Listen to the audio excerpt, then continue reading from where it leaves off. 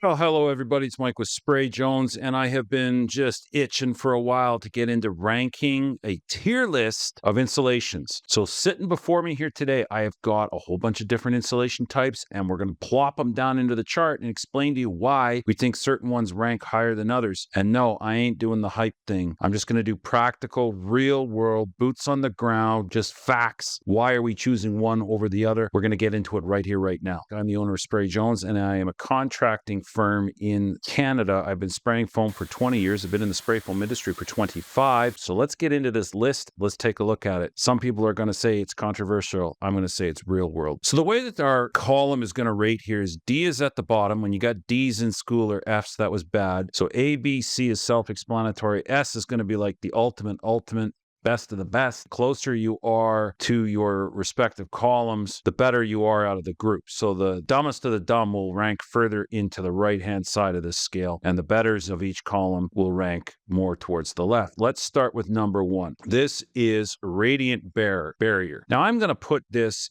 into the first C column. The reason being is that there are some good qualities to radiant. It can work quite effectively to reflect heat back out, but it's got a lot of negatives going against it. Radiant is just one of the three types of heat loss. You've got conductive, convective, and radiant. Convective and conductive outweigh radiant every single time, all day long. You still have to get these pieces to be cut, shaped, formed, and into the structure. However, we have all seen heat radiating down out of a structure, and you've put up a small barrier and been able to deflect it, hold it in, hold it out. Therefore, radiant does matter in many situations, but a really solid insulation that can handle convective and conductive simultaneously is going to be your long-term solution. So I don't want to rate it right at the bottom in D. I do think it is a low-level C, and probably what we'll find over time is that it will rank further out into the right. If you really want to change things in the industry and help me out with these kinds of videos and content, then you should be joining ThinkSprayFoam.com. It's an online community where we go to talk shop, avoid pitfalls, product specification, anything and everything to do with spray foam, building science, and avoiding issues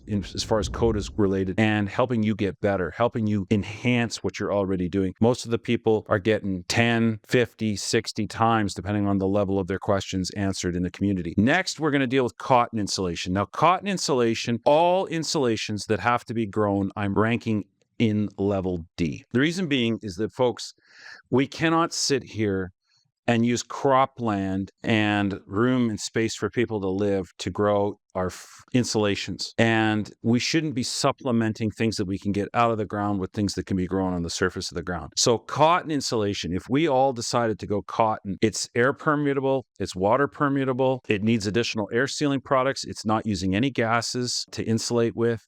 So right away, you rank down on the list because you're using oxygen-based insulation. It has to be grown. It depletes the natural wealth. It takes up space where we can be growing food. Extra resources having to go and harvest it and process it, cut it, get it. It's just not a good insulation. It's doing no better than many of the other types of insulations where we're trying to put basically airspace in the walls. So you're going to find that anything that's got to be grown or anything that's got to be melted is going to be ranking down in the tier list. The next on our list is cellulose. Cellulose is going to go into the C column. I'm actually going to put it ahead of the radiant.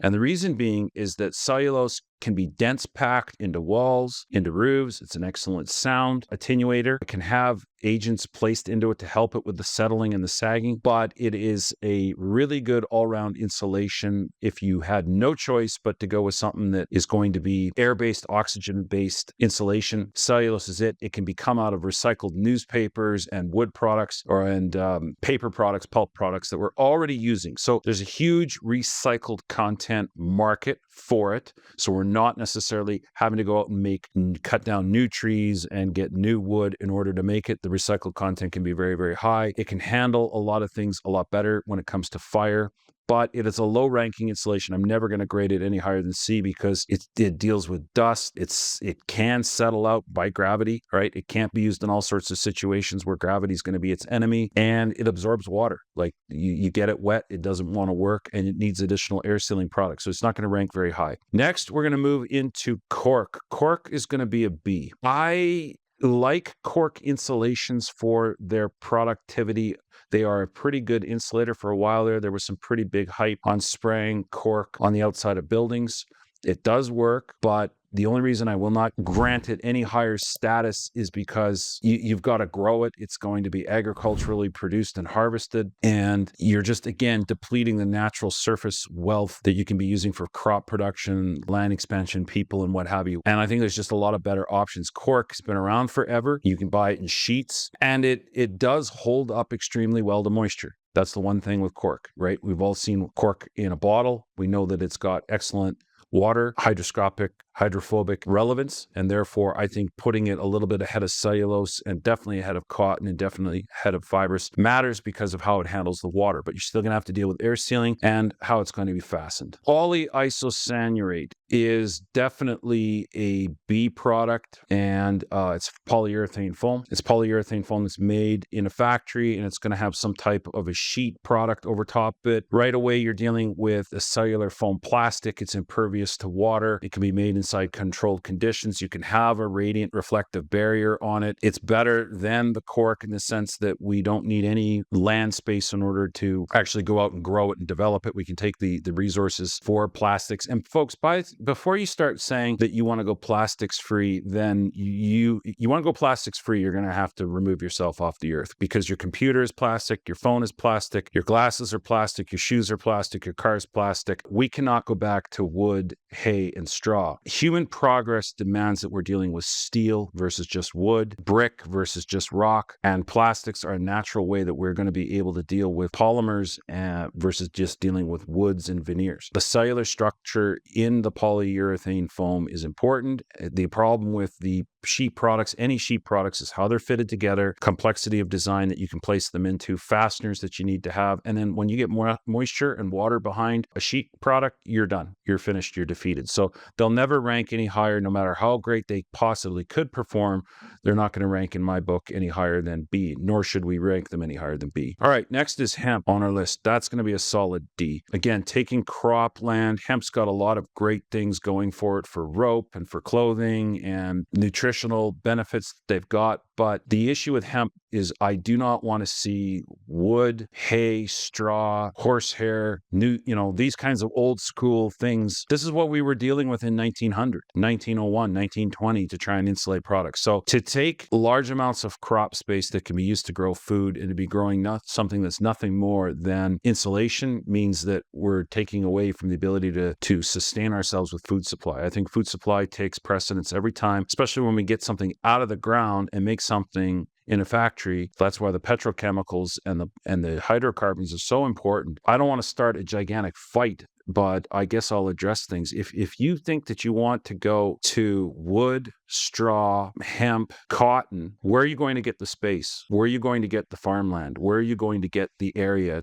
to be able to produce these things on a mass scale to do this for billions of people? So fiberglass insulation, D. This product, to take a sand, to acquire glass, to make glass beads, to run electric furnaces day and night, 7 days a week, can't shut them down, can't cycle them out, burning a furnace and igniters out every 7 years, 2 years to rebuild the factory every 7 to 8 years, $1 billion in infrastructure costs to make one of these factories, and the sheer amount of electricity, it's absolutely ridiculous. I will not hear one word that a fibrous industry is producing a product that is better for you and for me. Like the amount of energy, electricity, gas that is consumed to produce this product outweighs its ability to save by a major factor. Like the amount of energy that you would save with this in versus not cannot outweigh what it costs to produce it. Your footprint on production cradle to grave is so costly and detrimental. You're bankrupt before you ever get started. So fibrous,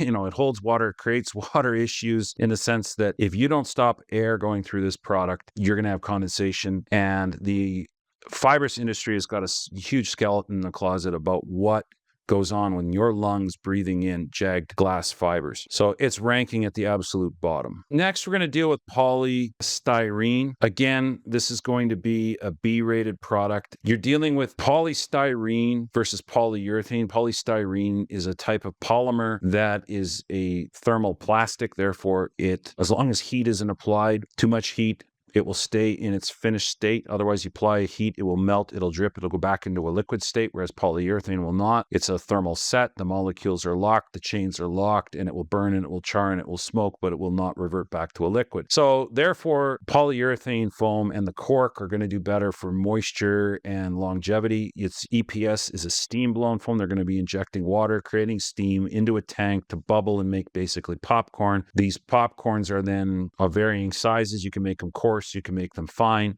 They're then going to go into a mold. They're going to be molded, and then they're going to be put into sheets and then sold. So you're largely trucking around air. You're making a styrene that's full of little air pockets. Okay, great. It's not affected by the water. You can hose down EPS with a garden hose. You can drive a wind at it. You're not going to get air to go through the actual product or wind to go through the product. But again, it's a sheet product. It doesn't have much structural rigidity. Dimensional stability is all over the place as far as just how much the seams are going to want to open and move and create. So you got to stagger the seams and do all of these things. And if moisture gets hacking behind the board because the board's not bonded to the substrate, you got disaster waiting on your hands. So it's an absolute low-level product. In column B, it's going to be staying probably at the absolute bottom end. Next is spray foam insulation, and I'm going to rank this right at the top. And the reason being is, as you're going to see, it checks all the boxes. We're not using cropland to grow it, cultivate it, get it ready, mature it so that it can be harvested, so that it can be produced into a product. We're taking it out of the ground. We need hydrocarbons in order to live. From that, we can develop on a very small footprint, very small scale. We can produce a batch of spray foam insulation in one 24-hour period or less. With that, we have the ability to produce tens of thousands, if not hundreds of thousands of square feet of insulating ability. We're not trucking around air, we're trucking concentrated drums. So the actual footprint of cradle to grave is incredibly small. It's liquid applied, rises to the touch. It's impervious to water, bonded to the substrate. Air can't get through it. Water can't get through it. We're using an inert gas inside of it. But the most important is that it's filling the cracks and it's bonded, and it can be conformed to wood, rock, old, new. It glues everything together. So it really is the penultimate. This is why it takes the S spot over top of the A spot, because of its flexibility to fit into any design, internal, external, above ground, below ground, in high contact with water, low contact. It just does not matter. And all we have to do is basically protect polyurethane foam from sunlight. We can add all the fire retardants we want. We can make that foam down to the point where it wouldn't burn at all if you put a match to it. But then there's a cost to benefit ratio. So it ticks all the boxes. That's why it deserves to be at the top spot.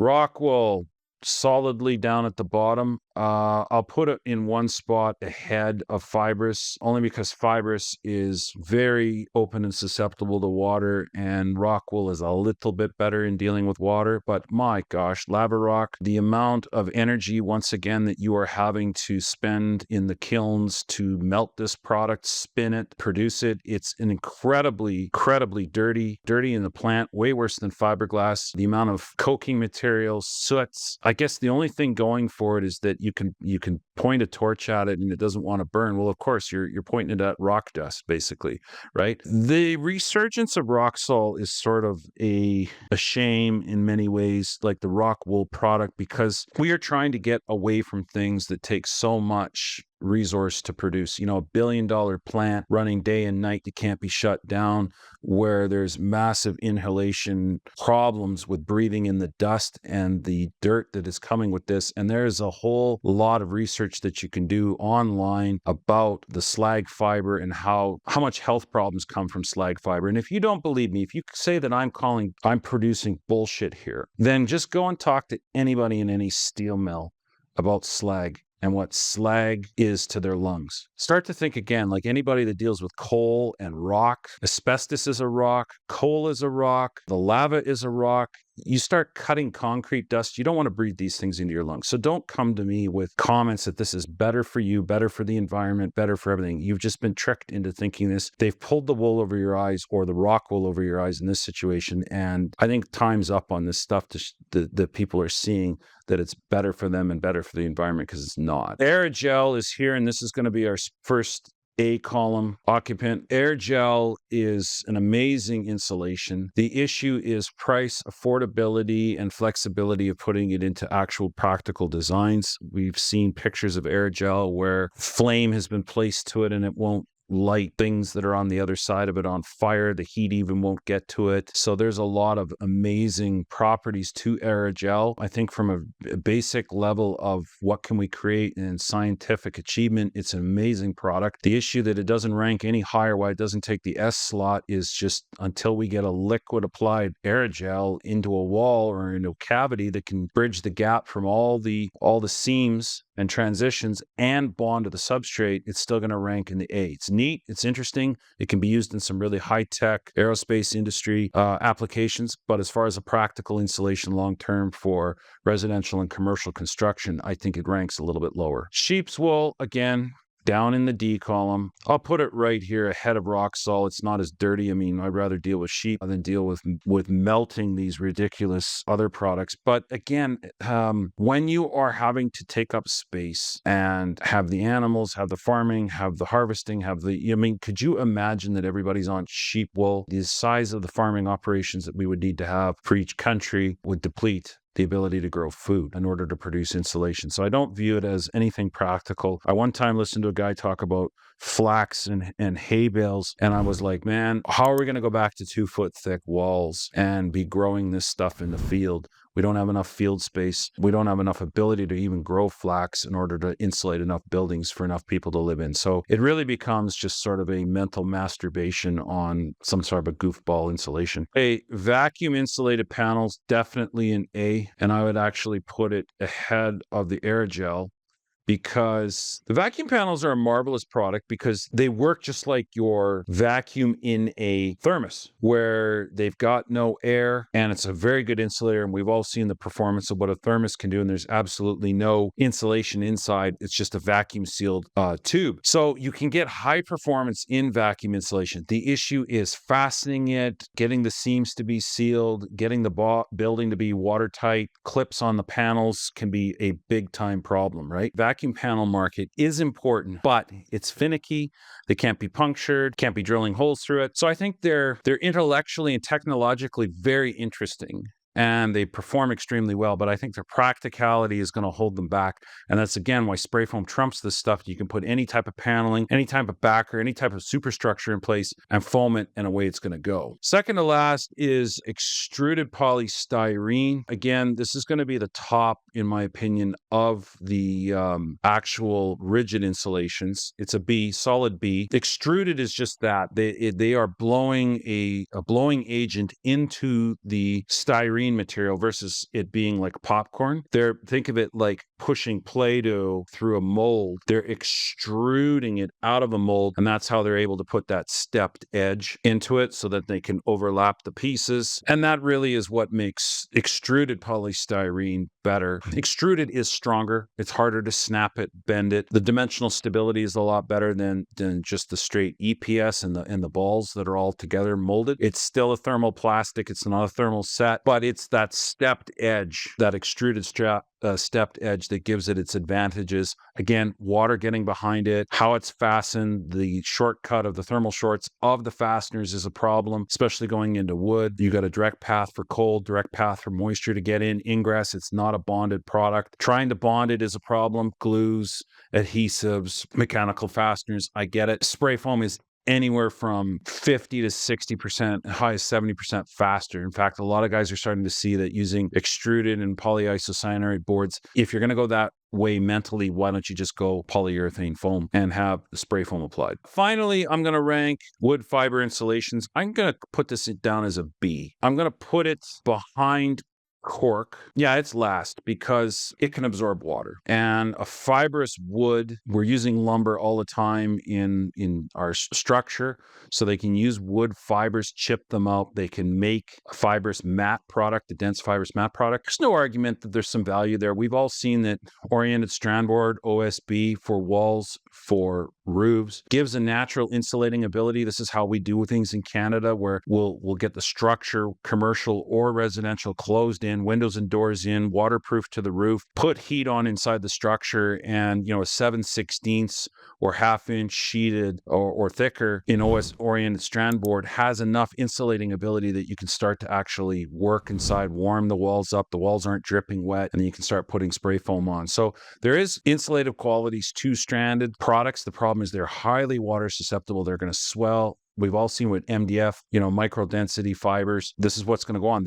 They cannot get wet. They break down. Screws going through them, fasteners going through them can chip, puncture, compromise sometimes the integrity of the insulations. And again, you're dealing with a board that's having butted edges. Water gets behind it, you're dead. Water gets through the seams, you're dead. So it's good. It's definitely at the bottom of the list in column B, but I think that I would really rank it probably even down into the C column. Occasionally it's almost into the C column because it causes a lot more problems if it's water susceptible, if it's getting wet and what have you. Whereas anything else in that column gets wet, it's no big deal. So there you go. I've ranked these insulation types. You're probably going to skewer me in the comments and say, I don't know what I'm talking about. If you really want to change things in the industry and help me out with these kinds of videos and content, then you should be joining thinksprayfoam.com. It's an online community where we go to talk these kinds of things, talk shop, avoid pitfalls, product specification, anything and everything to do with spray foam, building science, and avoiding issues as far as code is related, and helping you get better, helping you enhance what you're already doing. Most of the people are getting 10, 50, 60 times, depending on the level of their questions, answered in the community. Also, I've got more videos on mistakes and pitfalls that spray foam contractors make. We're going to put some on the screen here. Click on those videos, share, like, subscribe. We want to see you on another one. Thanks for watching.